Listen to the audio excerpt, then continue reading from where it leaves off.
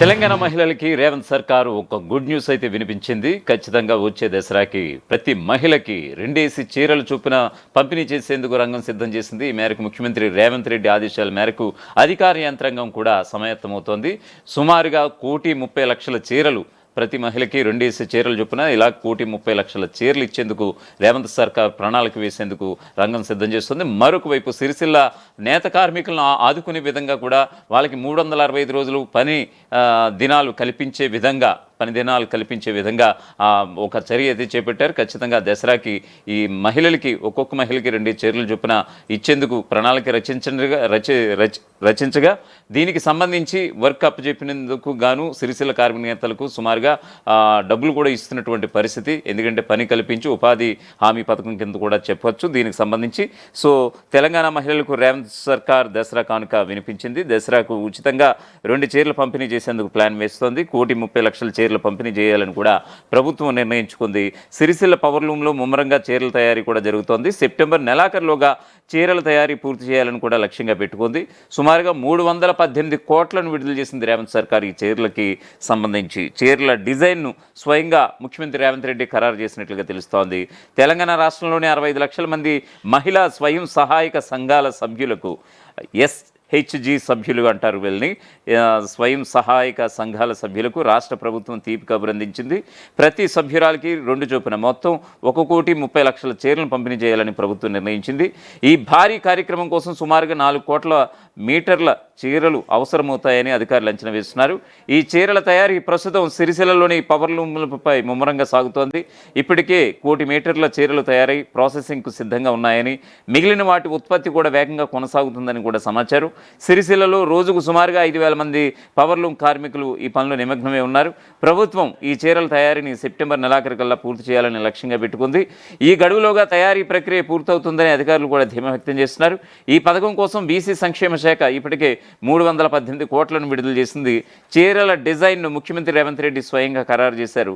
ఈసారి దసరాకు లేదా ప్రభుత్వం నిర్ణయించే మరో తేదీలో ఈ చీరల పంపిణీ కార్యక్రమం అయితే ఉండబోతున్నట్లుగా తెలుస్తోంది.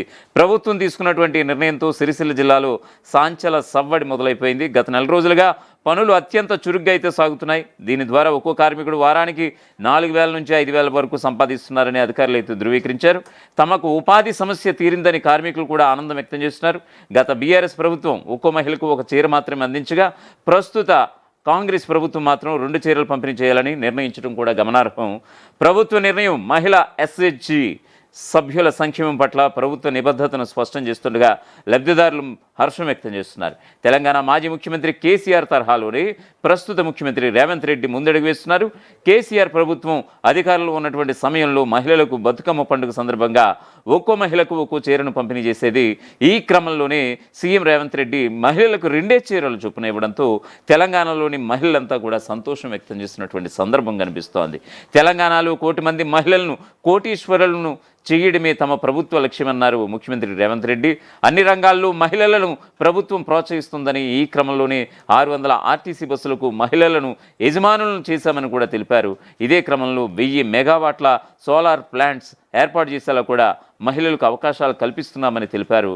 మహిళా స్వయం సహాయక ఉత్పత్తులను మార్కెటింగ్ చేసుకోవడానికి శిల్పారామం వద్ద స్టాల్స్ ఏర్పాటు చేశామని కూడా తెలిపారు. దీనికి సంబంధించి ముఖ్యమంత్రి రేవంత్ రెడ్డి ఏమన్నారు ఒకసారి విందాం. అందుకే ఈరోజు అమ్మ ఆదర్శ పాఠశాల పేరు మీద గ్రామీణ ప్రాంతాలలో, తండాలలో, గూడాలలో, మారుమూల పల్లెల్లో ఉన్న పాఠశాలలన్నిటినీ ఈరోజు మా ఆడబిడ్డల చేతిలో పెట్టడం జరిగింది. పిల్లల అటెండెన్స్ పంతులు తీసుకుంటే పంతులు పాఠశాలకు వస్తుర్రా లేదా వాళ్ళ అటెండెన్స్ తీసుకునే బాధ్యత మా అక్కలకి ఇచ్చిన ఈరోజు. ఎందుకంటే పిల్లల చదువు పట్ల శ్రద్ధ చూపించేది కన్న తల్లి. స్వయం సహాయక సంఘాలలో ఈరోజు 65 లక్షల మంది ఉన్నారు. వీళ్ళను 1 కోటి మందికి పెంచాలి, 1 కోటి మందిని కోటీశ్వరులను చేయడమే లక్ష్యంగా పెట్టుకొని ఈరోజు చెయ్యి జాపడం కాదు, 10 మందికి చెయ్యిచ్చి సహాయం చేసే విధంగా మా ఆడబిడ్డల్ని ఆర్థికంగా బలోపేతం చెయ్యాలని, 1 కోటి మహిళల్ని ఈరోజు కోటీశ్వరులుగా చెయ్యాలని మనం నిబంధన పెట్టుకున్నాం.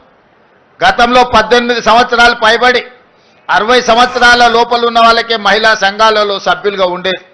ఇప్పుడు 15 సంవత్సరాలు నిండిన వాళ్లకు ఏ వయసు అయినా సరే మహిళా సంఘాలలో చేరడానికి అవకాశాన్ని కల్పించి ఆ చట్టాన్ని కూడా సవరించి వాళ్ళందరికీ అవకాశాలు కల్పించాలని ఈరోజు పట్టణ ప్రాంతాలలో మహిళా సంఘాలలో సభ్యులు తక్కువగా ఉన్నారు. ఇక్కడికి వచ్చిన వాళ్ళు ముఖ్యంగా మా రాజేంద్రనగర్ నియోజకవర్గానికి సంబంధించిన మా ఆడబిడ్డలందరికీ నేను సూచన చేస్తున్నా, మనకు తెలిసిన వాళ్ళందరినీ సంఘాలలో సభ్యులుగా చేర్చండి. అప్పుడే వాళ్ళు ఆర్థికంగా బలపడడానికి ఈ సంవత్సరమే మనం 21,000 కోట్ల రూపాయలు సంఘాలకు బ్యాంకు లింకేజ్ ఇచ్చినాం మీరు వ్యాపారాలు చేసుకోవడానికి.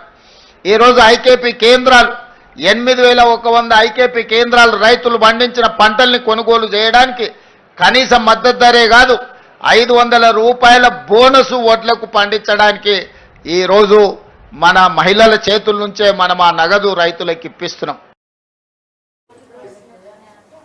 రాష్ట్ర ప్రభుత్వం నుంచి మహిళల అభివృద్ధికి ఎలాంటి సహకారం కావాలన్నా కూడా అందించడానికి సిద్ధంగా ఉన్నామని ముఖ్యమంత్రి రేవంత్ రెడ్డి స్పష్టం చేశారు. పాఠశాలలపై ప్రత్యేక దృష్టి సారించాలని కూడా అభ్యర్థించారు. నిధులు తాము ఇస్తామని, నిర్వహణ మీరు చేయండి అని కూడా వినతించారు. గుడిని ఎంత పవిత్రంగా నిర్వహించుకుంటామో బడులను కూడా అలాగే నిర్వహించుకోవాలని రేవంత్ రెడ్డి పిలుపునిచ్చినటువంటి సందర్భం కూడా కనిపిస్తోంది.